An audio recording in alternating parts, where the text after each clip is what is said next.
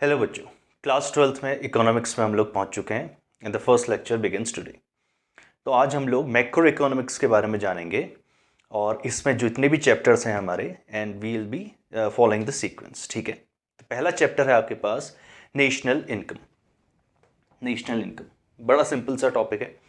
हाँ, थोड़ी बहुत चीज़ें आएंगी इसमें, लेकिन वो डीपली हम लोग कॉन्सेप्ट को बेसिक करते हुए चलेंगे। ठीक है, national is nation, income is income. So national income क्या हो गई? What ever the income which is earn during a particular year by the nation is national income. ठीक है, किसी भी कंट्री के द्वारा एक साल के दौरान, एक टाइम पीरियड के दौरान जितना भी पैसा कमाया गया है उसको हम लोग बोलेंगे नेशनल इनकम। ठीक है, अब इस टॉपिक को समझने के लिए आपको इकोनॉमी के बारे में, फ्यू रिलेटेड टॉपिक्स के बारे में, काफ़ी चीज़ों के कॉन्सेप्ट आपको पहले क्लियर करने पड़ेंगे। ठीक है, उसके बाद ही हम लोग will be able to find national income. National income is just the calculation part. ठीक है, जो आपके क्वेश्चन आएंगे वो थ्योरेटिकल भी होंगे और न्यूमेरिकल भी होंगे। तो न्यूमेरिकल को समझने के लिए पहले आपको थ्योरेटिकल फॉर्म को समझना पड़ेगा, तभी आप जाके न्यूमेरिकल्स को ईजिली परफॉर्म कर पाएंगे। ठीक है, तो इसमें आज हम लोग बेसिक सा ही कुछ सिखाऊंगा मैं आपको, और कुछ चीज़ें तो आप पहले से ही जान रहे होंगे क्योंकि क्लास 11th में भी आप लोग काफ़ी चीज़ें पढ़ते आ रहे हैं। माइक्रो लेवल में पढ़ा था, अब ये मैक्रो लेवल में हो गया। ठीक है, macro is being the total overall. जब हम किसी भी चीज़ को देखते हैं तो इकोनॉमी के जो अगर हम ओवरऑल देखेंगे, इकोनॉमी की ओवरऑल प्रॉब्लम्स को देखेंगे, उसकी अलग अलग सिचुएशंस को देखेंगे, तो वो मैक्रो इकोनॉमिक्स बन जाएगी हमारी। ठीक है, तो इसी कॉन्सेप्ट में पहला टॉपिक मैं आप लोगों को आज क्लियर करना चाहता हूँ कि इकोनॉमी कितने तरीके की होती है। ठीक है, या फिर अगर मैं पहले आपको इकोनॉमी की ही मीनिंग से शुरुआत करूं, जो हमने क्लास 11th में भी किया था, वो भी अच्छा रहेगा। ठीक है, तो इकोनॉमी क्या है? Economy is a system in which and by which people earn their living in order to satisfy themself. ठीक है, इकोनॉमी क्या है? एक ऐसा सिस्टम बना हुआ है जहां पर को लोग अपनी आजीविका अर्न कर रहे हैं। अब वो क्यों क्यों कमा रहे हैं पैसा? ताकि वो अपनी बेसिक नेसेसिटीज़ को अपने को सेटिस्फाई कर सके, उसको फुलफिल कर सके, अपनी बेसिक नेसेसिटीज़ को फुलफिल कर सकें। बेसिक क्या? अपनी नेसेसिटीज़ को फुलफिल कर सकें। ठीक है ना। अब मैं अगर आपको लिख के बता दूं तो अब आप इसके नोट्स बना लेना बेटा। वैसे तो इंपॉर्टेंट नहीं है, लेकिन हाँ, अगर आपको समझना है डीपली किसी भी सब्जेक्ट को तो उसके कॉन्सेप्ट से ही हम लोग शुरुआत करेंगे। इकोनॉमी इज अ सिस्टम, ठीक है, in which and by which people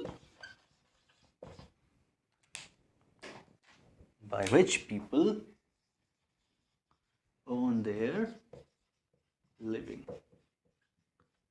पहले इतना ही समझेंगे। ठीक है, इकोनॉमी एक ऐसा सिस्टम मतलब काफ़ी पार्ट्स को असेंबल करके एक चीज़ बनाई गई है, दैट इज अ सिस्टम। जैसे आपका इकोसिस्टम है आपका डेमोग्राफिक, डेमोग्राफिक, जियोग्राफिक और भी सारी चीज़ें आती हैं। तो इकोनॉमी में भी कुछ चीज़ों को असेंबल करके ही चीज़ें अभी बनाई गई, अभी लेटर और समझेंगे इसको। तो एक ऐसा सिस्टम है जहां पर को उसके अंदर रहने वाले लोग उसी की हेल्प से अपनी लिविंग को अर्न करते हैं।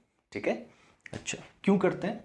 तो economy is a system in which and by which people earn their living in order to satisfy themselves। Satisfy themselves मतलब अगर उनको भूख लगी उनको खाना भी खाना पड़ेगा, प्यास लगी तो पानी पीना पड़ेगा, कोई चीज़ चाहिए तो वो खरीदनी भी पड़ेगी। वो कैसे होगा? If they are able to earn their living. तो अगर वो पैसा कमा रहे हैं तभी अपने आप को सेटिस्फाई कर पाएंगे और अपने लोगों को सेटिस्फाई कर पाएंगे। ठीक है, economy is a system in which and by which people earn their living to satisfy themselves. अब ये कैसे करते हैं? Through the process of economic activities.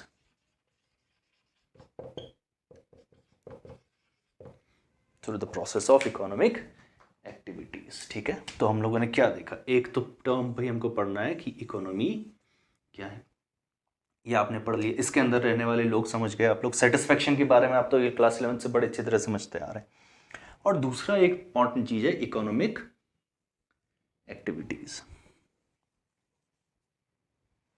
ठीक है, तो यही सारी चीजें हैं जो मैं अभी आपको डिस्कस करवाने वाला हूं। तो this is the basic definition of economy, not economics, economy कि कैसे रन हो रही है। Economy is a system in which and by which people earn their living in order to satisfy themselves through the process of economic activities. ठीक है, ये note down कर लिया। अब इसी को हम लोग कॉन्सेप्ट की तरह आगे बढ़ते हैं। ठीक है, तो वन बाय वन इससे आगे बढ़ते हैं। तो सब पहला टॉपिक है इकोनॉमी कितने तरीके की होती है। ठीक है, तो मैंने यहां पर को लिखा इकोनॉमी कितने तरीके की होती है, या फिर आप इसको बोल सकते हैं सेक्टर्स ऑफ एन इकोनॉमी। कितने सेक्टर्स होते हैं किसी इकोनॉमी में, ये देखते हैं। ठीक है, इकोनॉमी कितने तरीके की होती है। बेसिकली इकोनॉमी 4 तरीके की होती है।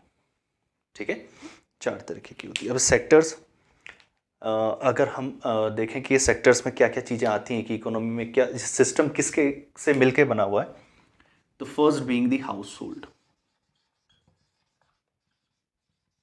ठीक है, तो पहला सेक्टर क्या है हमारा, पहला पार्ट क्या है किसी भी इकोनॉमी का, तो वो क्या है, हाउस होल्ड। हाउस होल्ड क्या होते हैं, जो भी उसमें लोग रह रहे हैं वो सब के सब हाउस होल्ड में आ जाएंगे। क्यों, अगर वो if they are demanding something, अगर वो कोई चीज़ की डिमांड कर रहे हैं, अगर उनको भी सेटिस्फेक्शन चाहिए किसी भी चीज़ का, ठीक है, तो वो हाउस होल्ड में आ जाएंगे। ठीक है, अब आपको पता है कि डिमांड तो क्रिएट हो चुकी है, उसको सप्लाई करने वाला भी कोई ना कोई किसी भी इकोनॉमी में होना चाहिए। ठीक है, तो अगर डिमांड क्रिएट हुई है तो उसका सप्लाई करने वाला पार्ट भी चाहिए, एंड वो प्रोवाइड करता है हमको फर्म्स। फर्म्स मतलब जो प्रोड्यूसर्स हैं, जो सप्लाई करेंगे, क्योंकि डिमांड तो हमने क्रिएट कर दी। हमने बोला हम लोगों को भूख लगी है, तो क्या वो गेहूँ चावल और भी अनाज को प्रोड्यूस करेंगे, तो दैट बीइंग द फर्म, वो प्रोड्यूसर्स हो गए। ठीक है, हमने बोला कि मुझे एक मार्केट चाहिए, तो मैंने डिमांड क्रिएट करी, नीड क्रिएट करी, तो नीड क्रिएट हुई है तो उसकी सप्लाई भी होनी चाहिए, तो वो फर्म्स प्रोवाइड करेगा हमको। ठीक है, तो ये हाउस होल्ड हो गया, ये प्रोड्यूसर्स हो गया। ठीक है, अगर मैं इन दोनों को क्लब कर दूं, सिर्फ इन दोनों को क्लब कर दूं, तो ये बनता है बच्चों हमारा 2 सेक्टर इकोनॉमी। सिर्फ अगर हम इन दोनों को ही डिस्कस करते हुए किसी भी इकोनॉमी को समझेंगे तो ये बन जाएगा हमारा 2 सेक्टर इकोनॉमी। ठीक है, आया समझ में। चलो अब मैं 2 ही लिख रहा हूं इधर, 2 सेक्टर इकोनॉमी, क्योंकि और भी आने वाली हैं। तो आगे बढ़ते हैं ना। अब अगर तीसरा हम लोग फैक्टर इसमें लेके आए, तो थर्ड फैक्टर होता है बच्चों हमारा गवर्नमेंट। तीसरी उस इकोनॉमी में प्रेजेंट एक गवर्नमेंट होती है। ठीक है, आपने गवर्नमेंट के बारे में पढ़ा हुआ है। और इकोनॉमी बीइंग द सिस्टम, उसके भी अलग पार्ट होते हैं, सोशलिस्टिक, कैपिटलिस्टिक एंड मिक्स्ड। ठीक है, मिक्स्ड इकोनॉमी भी देखा हुआ। तो उनको रन करने वाला कौन है, एक गवर्नमेंट होती है। तो थर्ड फैक्टर आ जाता है हमारा गवर्नमेंट। ठीक है, अब अगर इन तीनों को मैंने क्लब कर दिया, इन तीनों को मैंने क्लब कर दिया, तो ये बन जाती है 3 सेक्टर इकोनॉमी। क्या बन गई, 3 सेक्टर इकोनॉमी। और इस इकोनॉमी का एक नाम और है जिसको बोलते हैं closed economy. Economy being run on its own, खुद से ही वो चीजें कर रही हैं। अभी समझ में आ जाएगा क्लोज्ड क्यों बोला। ठीक है, अच्छा, फोर्थ फैक्टर होता है, केवल 4 ही फैक्टर होते हैं बच्चों, फोर्थ फैक्टर होता है ROW। ROW being rest of the world. ठीक, क्या होता है, रेस्ट ऑफ द वर्ल्ड, बाकी दुनिया, बाकी इकोनॉमीज। ठीक है, अब अगर मैं इन चारों को क्लब करूंगा ना, इन चारों को क्लब करूंगा, तो ये बन जाएगा हमारा, मैं इसको रफ कर देता हूं, इन चारों को क्लब करने के बाद ये बना 4 सेक्टर इकोनॉमी, और इसका नाम होता है ओपन इकोनॉमी। आज टुडे, आज जब हम प्रेजेंट में देखते हैं तो ऐसी कोई भी कंट्री, रेयरली कोई कंट्री होगी जो क्लोज्ड इकोनॉमी होगी। अभी समझाता हूँ। सारी की सारी इकोनॉमीज क्या है? Open economy. ठीक है, ओपन इकोनॉमी का मतलब होता है कि open to all, a economy having the relationship कैसे? फाइनेंशियल रिलेशनशिप और अपने इकोनॉमिक रिलेशनशिप। ठीक है, having the relationship with other economies also, जो भी इकोनॉमी बाकी दूसरी इकोनॉमी से भी अपने इकोनॉमिक ट्रांजेक्शन्स परफॉर्म करती है, तो ऐसी इकोनॉमी को बोला जाता है कि इट्स ओपन इकोनॉमी। वो सारी दुनिया की खुली है, वो दूसरी जगह सामान बेचेगी भी और दूसरी जगह से सामान को खरीदेगी। ठीक है, तो ग्लोबलाइजेशन हम जब टर्म यूज़ करते हैं, तो जैसे ही किसी भी कंट्री के पास ग्लोबलाइजेशन, कोई इकोनॉमिक ग्लोबलाइजेशन को अडॉप्ट करती है, तो वो क्लोज्ड इकोनॉमी से ओपन इकोनॉमी की तरफ बढ़ जाती है। ठीक है, ग्लोबलाइजेशन तो बैरियर्स लगा रहे होते हैं ना, किसी भी ट्रांजेक्शन्स को परफॉर्म ना करने से किसी आउटसाइडर से। तो जैसे ही हम उन बैरियर्स को हटाते हैं तो हमारे पास रेस्ट ऑफ द वर्ल्ड आ जाता है, और जैसे ही रेस्ट ऑफ द वर्ल्ड आता है तो वो इकोनॉमी कैसी बन जाती है? वो ओपन इकोनॉमी बन जाती है। ठीक है, समझ में आ गया? और क्लोज्ड इकोनॉमी तो बड़ी सिंपल है कि भाई वो वही कंपनी खुद से ही प्रोड्यूस कर रही है, सारी चीज़ें खुद ही कंजप्शन कर रही है, ना किसी को सामान बेच रही है, ना किसी से सामान खरीद रही है, तो उसको बोलते हैं क्लोज्ड इकोनॉमी। ये चीज़ समझ में आ गई? सिंपल सा है, आपकी बेसिक नॉलेज के लिए है ये कि इकोनॉमीज कितने तरीके की होती है। ठीक है, अभी आपको लेटर ऑन इसका यूजफुलनेस पता चलेगी। ये समझ में आ गया? चलो, अब ओनली इन क्लास 12th। ठीक है, ऑल्दो रियल लाइफ में तो ये सारी चीज़ें चल रही होंगी ना, इंडिया इज एक ओपन इकोनॉमी, तो उसमें ये भी होगा, ये भी होगा, ये भी होगा, ये भी होगा। आप किसी भी इकोनॉमी के बारे में जानना चाहेंगे, यू विल बी, अगर आप अमेरिकन इकोनॉमी, चाइनीज़ इकोनॉमी, किसी भी इकोनॉमी, ब्रिटिश इकोनॉमी के बारे में जानना है, तो आपको तो ये चारों सेक्टर को स्टडी करना है। लेकिन specifically for the class 12th आपको 4 सेक्टर्स में इतना डीप स्टडी नहीं करनी है। ठीक है, आपको 3 सेक्टर भी नहीं करना है। अब आपको ना केवल 2 सेक्टर इकोनॉमी को ही स्टडी करना है। आप तो अब ये मान के चलिए बच्चों कि भाई इकोनॉमी केवल 2 तरीके की होती है। ठीक है, केवल एक ही तरीके की, सॉरी 2 फैक्टर्स होते हैं और एक ही तरीके की होती है, वो होती है 2 सेक्टर इकोनॉमी।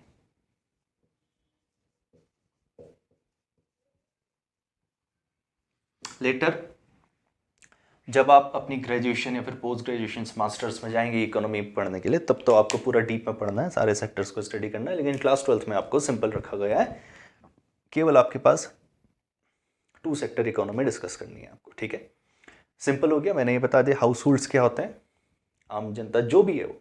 ठीक है, अगर वो डिमांड कर रही है तो वो हाउस होल्ड्स की तरफ आ गए। इसका मतलब the one who is consuming, तो हाउस होल्ड्स क्या हो गए? कंज्यूमर्स।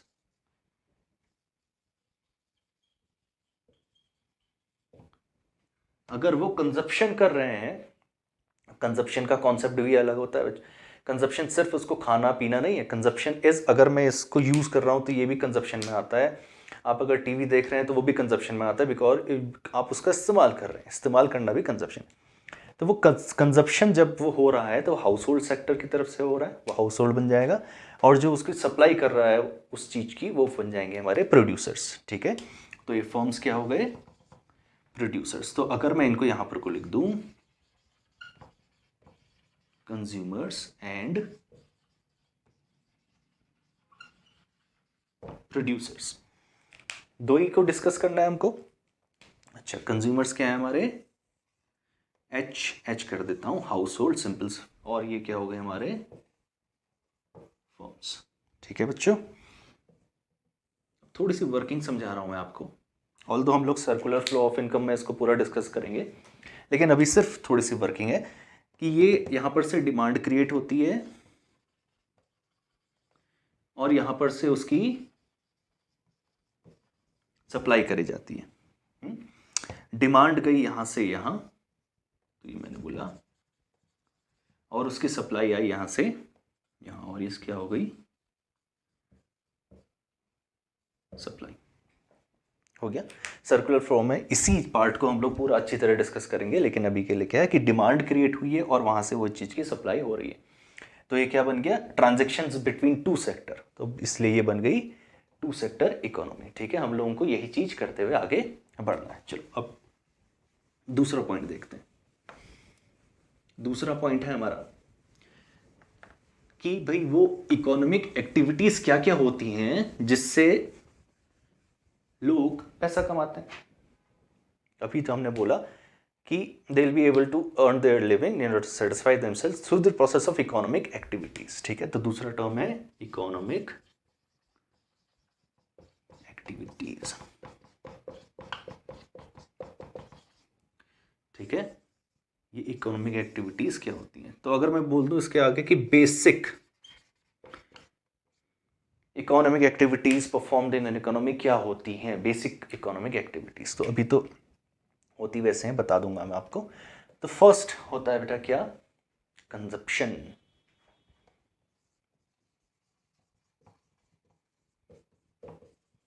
ठीक है, पहला क्या होता है? कंजप्शन, या इसकी सीक्वेंसिंग। चलो, तो इकोनॉमिक एक्टिविटीज में क्या आएगा? Production, consumption and distribution.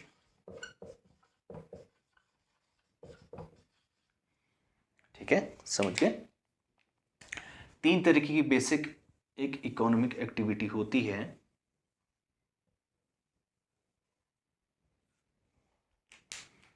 ठीक है, प्रोडक्शन होगा, कंजप्शन होगा एंड डिस्ट्रीब्यूशन होगा। ठीक है, अच्छा, इसके अलावा हम लोग अगर मैं बोलूं तो एक्सचेंज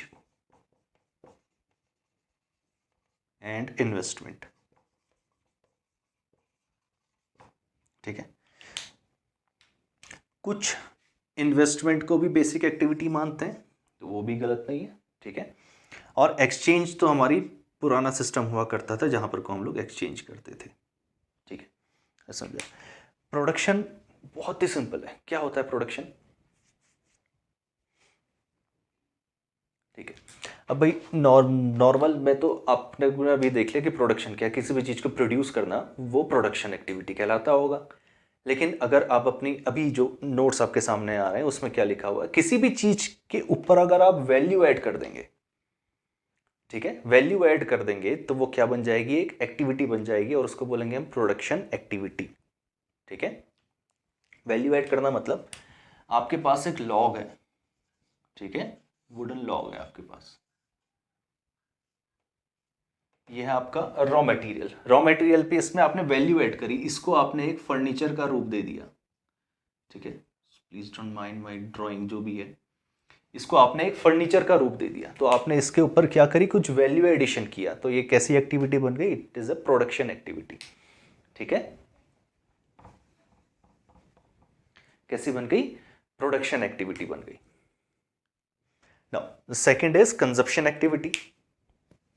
ठीक है, कंजप्शन एक्टिविटी क्या है? बड़ा सिंपल है कि in order to satisfy ourself, ठीक है, हम लोग कुछ चीज़ को कंजप्शन करते हैं। कंजप्शन मैंने दोनों तरह बताया, एक तो उसको कंज्यूम कर लेना भी और उसका इस्तेमाल करना भी, दोनों कंजप्शन होता है। तो इस्तेमाल करेंगे किसी भी चीज़ को तो वो आ जाएगा कंजप्शन। एंड द डिस्ट्रीब्यूशन, अभी डिस्ट्रीब्यूशन किस चीज़ का होता है बच्चों? डिस्ट्रीब्यूशन ऑफ वेल्थ होता है। Distribution of wealth. ठीक है, इकोनॉमी में आपने पढ़ा है इक्वल डिस्ट्रीब्यूशन, समानता से अगर हम डिस्ट्रीब्यूट करें तो कोई भी एक इकोनॉमी वो प्रॉस्पर इकोनॉमी बन जाती है। ठीक है, जहां पर को जो इनइक्वलिटी का गैप होता है वो कम हो रहा होता है। ठीक है, इनइक्वलिटी मतलब कि अमीर और अमीर नहीं हो रहा है, गरीब और गरीब नहीं हो रहा है। वो अगर ऐसी एक इकोनॉमी है, इसका मतलब हम बोलेंगे कि वो डिस्ट्रीब्यूशन एक्टिविटीज को अच्छी तरह परफॉर्म कर रही है। ठीक है, अच्छा, एक्सचेंज क्या है? एक्सचेंज मतलब कि आपने एक चीज एक हाथ लिया, दूसरे हाथ दे दिया, तो दैट इज एक्सचेंज। ठीक है, और इन्वेस्टमेंट कैसी एक्टिविटी होती है? इन्वेस्टमेंट बीइंग द एक्टिविटी जहां पर को आप फर्दर उसमें चीजों को जोड़ रहे होते हैं। ठीक है, चीजों को जोड़ रहे होते हैं, उसका मतलब कैपिटल स्टॉक में इंक्रीज करना, या फिर हम लोग बोलेंगे कैपिटल को फॉर्म करना, कैपिटल फॉर्मेशन करना। जो फर्म, जो हमारे प्रोड्यूसर्स हैं, उनको ज़्यादा से ज़्यादा कैपिटल ले के देना, तो बोलेंगे क्या कि वो इन्वेस्टमेंट एक्टिविटी है। ठीक है, इन्वेस्टमेंट को जनरली बहुत मिसकंसेप्शनल तरीके से देखा जाता है। इन्वेस्टमेंट का मतलब यही है कि capital formation is investment part. ठीक है, आपने लैंड परचेज करी, दैट इज नॉट इन्वेस्टमेंट। आपने कोई चीज़ खरीदी, वो भी इन्वेस्टमेंट नहीं है। फर्म्स के अंदर कंपनीज के अंदर जब कैपिटल फॉर्म हो रही होती है उसको बोलेंगे इन्वेस्टमेंट। ठीक है, इन्वेस्टमेंट आप किसी भी तरीके हो सकता है, डायरेक्ट भी हो सकता है, इनडायरेक्ट भी हो सकता है। डायरेक्ट का मतलब क्या होता है, आपने खुद से जाके शेयर मार्केट में या फिर किसी भी चीज़ में जाके कंपनी को डायरेक्ट पैसा दे दिया और उसकी कैपिटल फॉर्म हो गई। जब जब कैपिटल रिक्वायरमेंट कंपनी की तरफ से आई, आपने डिबेंचर खरीदे, अकाउंटिंग में देखा है शेयर्स खरीदे आपने, ठीक है, कंपनी में इन्वेस्ट किया। और इनडायरेक्ट क्या होता है, आपने अपना पैसा किसी बैंक को रखने के लिए दे दिया और बैंक तो हम लोगों को पता है कि वो रूट कर देता है आपका पैसा दूसरी जगह, वो डाइवर्ट कर देगा, वो लोन दे देगा और जो उसको अच्छा इंटरेस्ट दे रहा होगा वो उसको लोन प्रोवाइड कर देगा और कंपनीज अच्छे इंटरेस्ट पे बैंक से लोन उठाती है। तो इनडायरेक्टली भी वो इन्वेस्टमेंट हो गया, कंपनी के पास चला गया पैसा, कैपिटल फॉर्म हो गई। और डायरेक्टली भी अगर आप कंपनी से स्टॉक मार्केट की तरह जुड़े हुए हैं कैपिटल मार्केट में। ठीक है, ये चीज़ समझ में आ गई। चलो, अब जो सर्कुलर फ्लो ऑफ इनकम है वहाँ पर को ना आपको ये तीनों एक्टिविटीज़ को बड़ी अच्छी तरह से समझ में आ जाएगा कि भैया कोई चीज़ बन भी रही है, उसी चीज़ का कंजप्शन भी हो रहा है और उसी चीज़ का पैसा किस किस तरीके से इस पूरी इकोनॉमी में डिस्ट्रीब्यूट होता है, that is the distribution part. तो यही है आपका सर्कुलर फ्लो ऑफ इनकम, जब हम later part of the lectures में इसको देखेंगे। ठीक है, चलो अब आज का third and the last topic है टाइप्स ऑफ गुड्स। तो आई होप कि अगर आपको अभी थोड़ा बहुत इकोनॉमी के बारे में समझ में आ रहा होगा। ठीक है, तो type of goods, type of goods का मतलब यह है कि भाई कितने तरीके के गुड्स होते हैं। बेसिकली जो गुड्स हैं किसी इकोनॉमी के अंदर वो कितने तरीके के होंगे, या फिर हम बोलेंगे कॉन्सेप्ट ऑफ गुड्स। ठीक है, अभी आपके सामने एक नोट्स दिख रहा होगा, देखो तो कितने तरीके के गुड्स होते हैं। एक होता है बच्चों कैपिटल, ठीक है, या फिर कैपिटल गुड को रहने देते हैं हम लोग। तो गुड्स तो कितने तरीके के होंगे, एक होगा बच्चों फाइनल गुड और एक होगा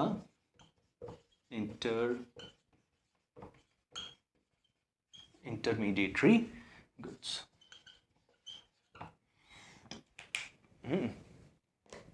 इंटरमीडिएटरी या फिर इंटरमीडिएट गुड्स। फाइनल से उसका मतलब क्या है, फाइनल है, उसमें और कोई भी वैल्यू एडिशन की ज़रूरत अब नहीं रही, तभी उसको फाइनल बोला जा रहा है। हाँ, वो परफेक्ट है अपने में, उसमें कोई भी अब वैल्यू एडिशन की ज़रूरत नहीं है। और इंटरमीडिएट गुड्स क्या होते हैं, जनरली आपका रॉ मटेरियल होता है, इसका मतलब उसको फर्दर वैल्यू एडिशन की ज़रूरत है। ठीक है, रॉ मटेरियल होता है and second hand goods. Second hand goods being का मतलब कि भाई आपने कोई आपकी अब यूजफुल वो चीज़ नहीं रही तो आपने उसको बेच दिया, सेकेंड हैंड कर दिया। अब कोई भी पर्सन उसको डायरेक्टली वैसे ही नहीं खरीदेगा, आप उसमें कुछ ना कुछ वैल्यू ऐड करेंगे, भले ही आप उस चीज़ को साफ करें, पॉलिश करें, ठीक है, कुछ भी उसमें रिफाइनमेंट करें, तो वो क्या हो जाएगा, उस चीज़ को फर्दर वैल्यू ऐड करना ही माना जाएगा। तो इसका मतलब रॉ मटेरियल जिसमें वैल्यू एडिशन की ज़रूरत होती है, दूसरा सेकेंड हैंड गुड्स जिसमें भी हमको वैल्यू कुछ ना कुछ ऐड करना पड़ता है ताकि फिर से वो यूजफुलनेस उसकी बन जाए। समझ में आ गया इंटरमीडिएट गुड्स क्या होते हैं। फाइनल गुड्स क्या ये समझ में आया आपको, फाइनल गुड्स क्या होते हैं जिसमें फर्दर वैल्यू एडिशन की कोई ज़रूरत नहीं है, they are ready to use goods. ठीक है, अच्छा, अब फाइनल गुड्स को फर्दर हम लोग 2 पार्ट्स में डिवाइड करते हैं बच्चों। ठीक है, एक तो हो जाएगा हमारा कंज्यूमर गुड्स और एक हो जाएगा हमारा कैपिटल गुड्स। क्या हो जाएगा, एक कंज्यूमर गुड्स और एक हो जाएगी हमारी कैपिटल गुड। ठीक है, चलो अब देखते हैं कंज्यूमर गुड का मतलब क्या होता है। जब किसी भी एक पर्टिकुलर गुड को उसको कंज्यूम करने के लिए खरीदा गया है, ठीक है, तो क्या बन जाएगा, कंज्यूमर गुड। ठीक है, I give you the example, मैं इस मार्कर का एग्जांपल लेता हूं आपसे। ठीक है, चलो मैंने मार्कर खरीदा, ठीक है, एक किसी पर्सन ने मार्कर खरीदा। अब वो क्यों खरीद रहा है, क्योंकि उसको उसकी ज़रूरत है, क्योंकि उसको डिमांड क्रिएट हुई तो उसने उसको चीज़ को खरीदा। अब अगर वो उसको पर्सनल सेटिस्फेक्शन के लिए यूज़ कर रहा है, खुद के ही कंजप्शन के लिए यूज़ कर रहा है, तो हम लोग बोलेंगे उसको क्या, कि वो बन गया कंज्यूमर गुड। क्यों, क्योंकि वो हाउस होल्ड के द्वारा खरीदा गया था। ठीक है, सेल्फ कंजप्शन के लिए खरीदा गया था, खुद को सेटिस्फाई करने के लिए खरीदा गया था, उससे फर्दर कुछ भी यूज करने के लिए नहीं था। ठीक है, अब वही मार्कर अगर,